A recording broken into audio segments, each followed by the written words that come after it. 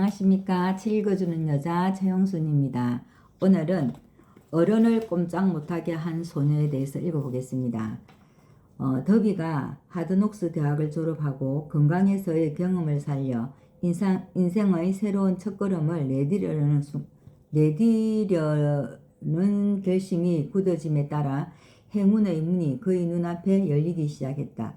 그는 노라는 말이 반드시 진실한 노를 의미하는 것이 아니라는 사실을 차츰 알게 되었다. 어느 날 오후 더비가 숙부를 도와 낡은 맷돌로 밀을 빻고 있을 때의 일이었다. 그의 숙부는 많은 흑인 소작인들을 거느린 대농장의 경영자였다. 그때 조용히 방앗간 문이 열리더니 어느 흑인 소작인의 작은 딸이 들어왔다. 숙부는 그 소녀를 돌아다보고 쌀쌀맞게 말했다. 무슨 일이냐? 그녀는 귀여운 목소리로 대답했다. 엄마가 50센트를 받아 오라고 하셨어요. 안 돼. 빨리 돌아가.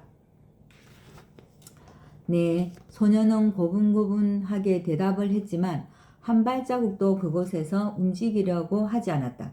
숙부는 일에 열중하고 있었기 때문에 소녀가 그 자리에 아직 서 있는 것을 알지 못하고 있었다. 숙부가 다시 얼굴을 들었을 때 아직까지 서 있던 소녀를 보고 버럭 소리를 질렀다. 집으로 돌아가라고 했는데 뭘 하고 있느냐? 빨리 가지 않으면 혼내줄 테다. 그러자 소녀는 다시 대답했다. 네. 그러나 역시 꼼짝도 하지 않았다. 숙부는 맷돌에다 쏟아 부으려던 밀가루 포대를 바닥에 놓더니 곁에 있는 저울대를 집어들고 험악한 얼굴로 소녀 쪽으로 다가갔다. 더비는 숨을 죽이고 돌아가는 사태를 지켜보았다. 몹시 화가 난 숙부의 얼굴 표정으로 봐서 틀림없이 가장 큰 일이 벌어질 것 같았다. 숙부가 소녀 앞에 당도하기 직전에 소녀가 먼저 한 발 다가섰다. 그리고 숙부를 올려다보면서 또렷한 목소리로 이렇게 말했다. 어쨌든 엄마는 50센트가 필요한걸요. 숙부는 걸음을 멈추고 찬찬히 소녀의 얼굴을 들여다보더니 저울대를 바닥에 놓고 주머니에서 50센트를 꺼냈다. 그리고 소녀에게 그 돈을 내밀었다. 돈을 받자 소녀는 방금 싸워서 이긴 상대의 눈을 응시한 채 천천히 문 쪽으로 뒷걸음질 쳐갔다. 소녀가 방앗간에서 나가 버리자 숙부는 상자 위에 걸터 앉아 그대로 10분 이상이나 창밖의 허공을 바라보고 있었다. 숙부는 공포에 가까운 기분으로 방금 체험한 일을 생각하고 있었던 것이다. 더비도 또한 생각에 잠겼다. 어린 흑인 소녀가 백인 어른을 완전히 압도해버리는 것을 본 것은 이번이 처음이었다. 도대체 그녀는 어떻게 그런 일을 해냈을까? 어떤 불가사의한 힘으로 그 소녀는 승리자가 되었을까? 여러 가지 의문이 차례로 더비의 머릿속을 스쳐 지나갔다. 그러나 그 해답을 발견한 것은 그 후 몇 년이 지난 다음 내가 이 사건에 대한 이야기를 다시 들었을 때였다. 우연하게도 나는 이 경험담을 이전에 더비의 숙부가 밀을 빻고 있던 그 낡은 방앗간에서 들었다. 부정 뒤에 긍정이 있다. 곰팡내 나는 낡은 방앗간 안에서 꼼짝 않고 선 채 더비는 자신의 눈으로 보았던 그 불가사의한 일을 곰곰이 생각하고 있었다. 도대체 어떻게 된 일이었을까? 경로한 숙부를 그처럼 완벽하게 압도하다니 얼마나 무서운 아이인가. 더비의 이 의문에 대한 해답은 이 책 어디에서 완전히 모양으로 상세하게 설명하고 있으므로 꼭 찾아내기를 바란다. 그리고 그 작은 소녀가 우연히 발휘했던 불가사의한 힘을 몸에 지니도록 활용했으면 한다. 냉정하게 한 번 더 이 사건의 본질을 분석해 보면 도대체 어떤 불가사의한 힘으로 그 소녀가 위기를 모면했는지 알게 될 것이다. 어쨌든 이 책은 어느 곳이든 당신의 잠재력을 길러 모든 장애를 물리칠 수 있는 힘을 발휘하는 방법이 잠재해 있다.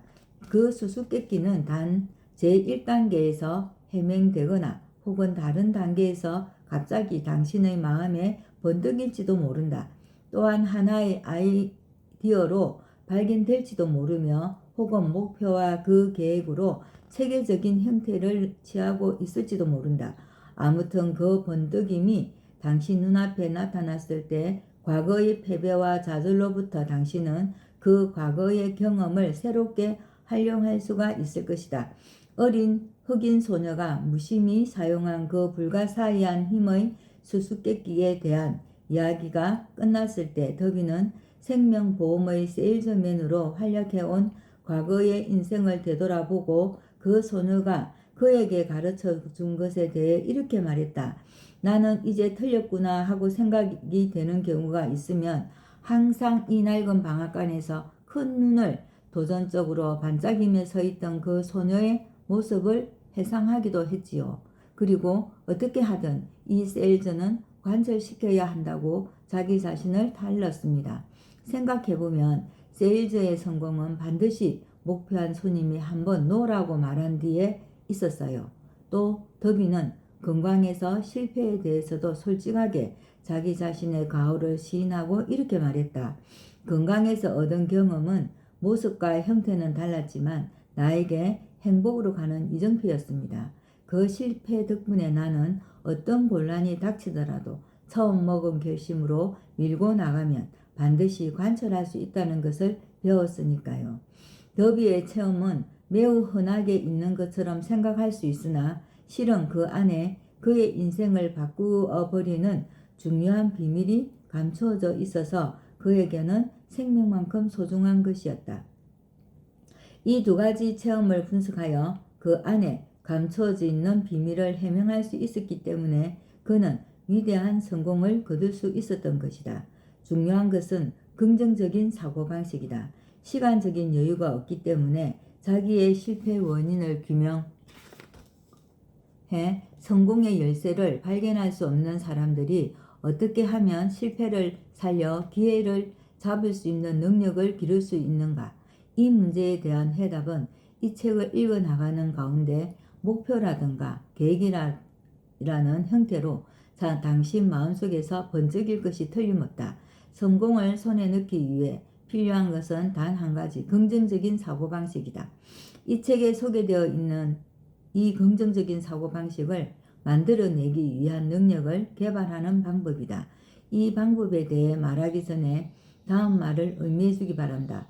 부와의 만남. 그것은 갑자기 너무나 커다란 규모로 눈앞에 날아오므로 보통 사람들은 자기가 가난했던 시절에는 대체 그것이 어디에 숨어 있었는지 알 수 없다.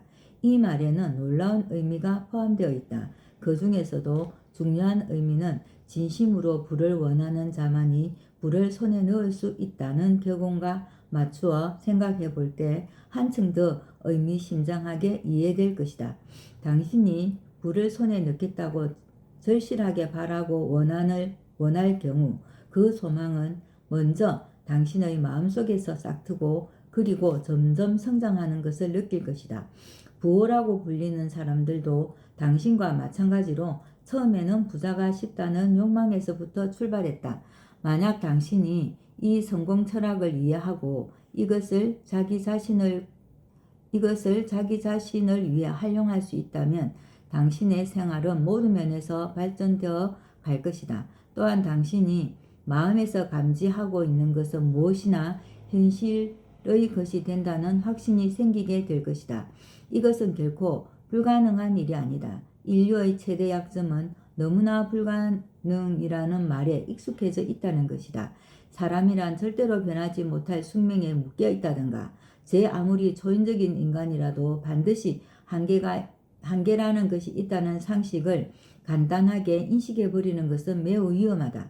이와 같은 태만한 상식을 개조하여 불가능을 가능으로 만들어 숙명을 극복하고 그 단계를 타파하여야 한다. 성공을 믿는 사람에게만 성공이 주어진다. 가령 조금이라도 마음 한구석에 실패를 허용한다면 그 사람에게는 실패가 찾아올 것이 틀림없다.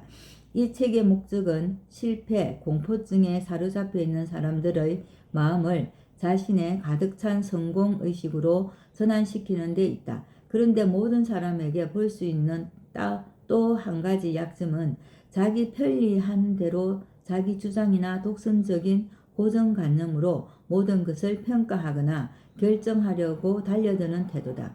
지금 자기 자신이 가난이나 실패 또는 절망감에 사로잡혀 있다는 이유로 이 책을 읽어보았자 성공 따위는 할 리가 없다고 믿는 사람이 있을지도 모른다. 그러한 사람들에게 어느 중국인의 이야기를 들려주고 싶다. 미국에 유학을 온 그 중국인은 시카고 대학에서 공부하고 있었는데 어느 날 캠퍼스에서 하퍼 총장과 이야기를 나누게 되었다. 그때 총장은 미국인의 가장 큰 특징은 무엇이라고 생각하는가라는 질문을 했다.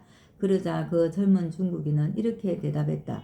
제 생각엔 사물을 정면으로 보지 않는 시각인 것 같습니다. 이 말에 우리는 어떤 변론을 제기할 수 있을까? 많든 적든 사람은 누구나 편견을 가지고 있다. 그래서 자기 말에만 귀를 기울이고 자기 생각만이 정당하다고 규정 짓는 것은 위험하다. 그러나 사람들은 애석하게도 자기 자신의 관철만이 올바르다고 믿고 있다. 이 사실은 결국 사람들은 서로가 정면으로 사물을 보고 있지 않다는 것을 말해주고 있다. 왜냐하면 사람들은 각각 자기 자신의 특성을 지니고 있기 때문이다. 다시 말해서 사람들은 각자의 껍질 속에 틀어박혀 있다. 감사합니다.